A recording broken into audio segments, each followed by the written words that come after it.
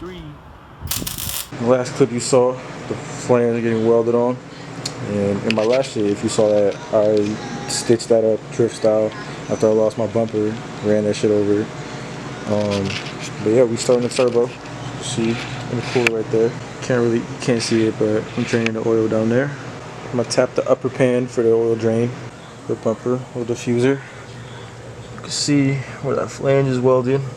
That's where it's gonna sit. I'll make some sort of like hanger or support for that turbo. There it is over there. HX 40. I know this filter's 3-inch, so I'm assuming that all this whole 3-inch, so I have to get some 3.5-inch housing intake. Obviously, down to the intercooler down here. Run the piping back over there to the back. Step 1 is I had to cut off the V-band because I wasn't trying to do V-band, just using normal intercooler piping. So I had to cut that off. Left a little lip just so I'll put the intercooler piping. I don't know, maybe I'll just help it grab on. But cut off the V-band. So it's just 2.5-inch now. I'm using 2.5-inch piping, so it should be good. Turbo's still getting situated back there, so I'll bring you guys back there in a little bit. But right now you see, chop that off. Intercooler's there. I mean, it's not super solid, but I'm not done yet. Also, the piping will help stable, or make it more stable. Locking up some piping. It's gonna go right there, obviously. As you can see, goes right there. Comes up into here. I'm thinking the oil pump, I'm gonna mount it like under the car down there somewhere. You see, it's my 10 AM line. Mount it down there.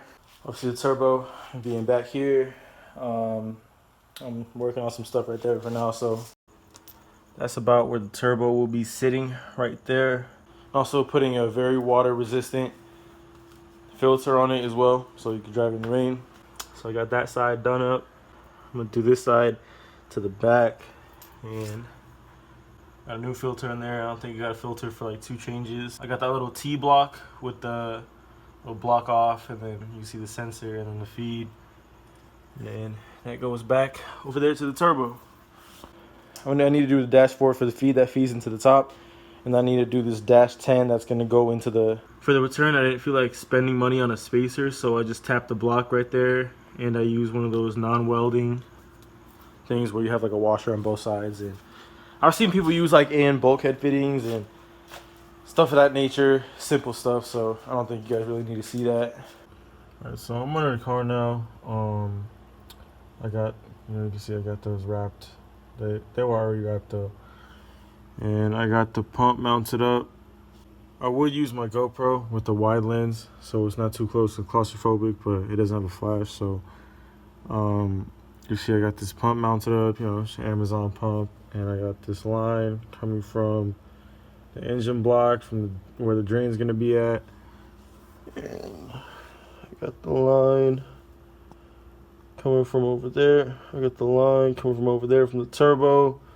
Oh, another thing is on the sedans, you got to delete the like muffler / res thing, like right here. It's wide and it takes up the space from this side to that side, so you gotta chop that off. And I put this here because I had it, and just for some little resonation. Still got the stock white pipe.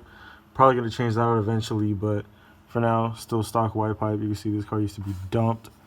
This bitch used to scrape, but now that I got this stuff here, obviously can't be dumped, so I decided to start doing the intercooler piping because I realized that needed to take priority over the oil lines, because the oil lines are small, so you can just fit them around, but there's not much space to fit the piping like around all the suspension arms and stuff. So you can see I gotta connect that, but that's from the front intercooler right there. It comes back, you see the piping goes over this, up and over this. Gotta adjust this a little bit. Test pipe right there. Move to. Yeah, it's claustrophobic, but I don't want to use the other camera. Yeah, it basically just goes over the arms, down, follows the test pipe. It goes over like this transmission brace thing, like where the white pipe is. That. And then I have a bunch of different color couplers, but you can see the black thing right there. So right there, right where my knee is, that's where it is so far. And then now I just have to get it to go back to over there. You see the blue coupler, and then to the turbo over there.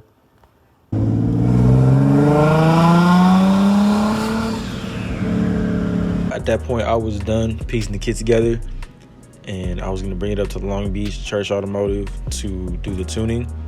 But you know what I'm saying, whole thing's about budget, so no tow. Also, I didn't have another car at that day, so you can't ride with the tow guy. So I was gonna bring it up there, go put E85 in it, bring it car to the shop, change the injectors in the parking lot, and then I could just push it in there and then start the tuning. But what happened was the injectors were all good, everything dropped right in, no leaks, nothing. I actually got blessed because I didn't even check to see if those injectors would fit that harness, but it fits the stock Z harness, and everything was all good till when I was putting the intake manifold back on. I snapped the bolts, and I way overdid them. Snapped like 3 of them.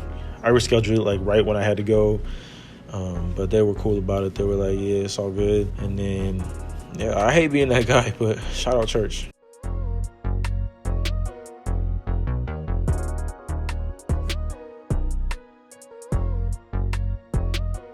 Finally officially going to Long Beach for the tune for real. Use a torque wrench. Successful. I don't have an exhaust. No, that's your exhaust.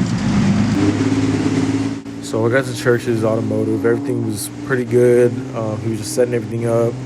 And what happened was I had a coupler on there that was part of the stock intake system, and it couldn't hold up to the boost, and it popped off. Actually, it didn't even pop off. It like split. It split open, and it was a 45, and I didn't have an extra 45. I only had a straight one. So I kind of tried to make it work a little bit. It was alright. It worked a little bit, but what started happening was I was getting random misfiring. So he told me to make sure my plugs were gapped correctly. I'm pretty sure they're gapped way too big. And then he said that the cam phasing was acting really weird on bank 2. Make sure everything was plugged in. I checked. I was like, yeah, I didn't really unplug anything. So I checked. Everything was all plugged in. But what we discovered after that replacement coupler I had, the clamp broke, so that one popped off too after a couple pulls. And what we discovered was that when I was like fidgeting with the little intake, it literally runs right next to where the dipstick is, right next to where the VVT is, and it just basically snapped the plastic part off. The part that the connector for the harness plugs into on the VVT, that whole plastic part snapped off the VVT solenoid. So basically, yeah, the coupler popped off because the clamp was broken, and then that was broken, so we couldn't really finish anything that day. So I had to come back, get a new VVT solenoid, and make sure all the other stuff is straight. Here's the old one. You can see the plug just broke off. And then there's the new one. You can see, obviously, the plug is not broke off. And I just replaced this. And so there's the other one. It's the old one. Old gasket.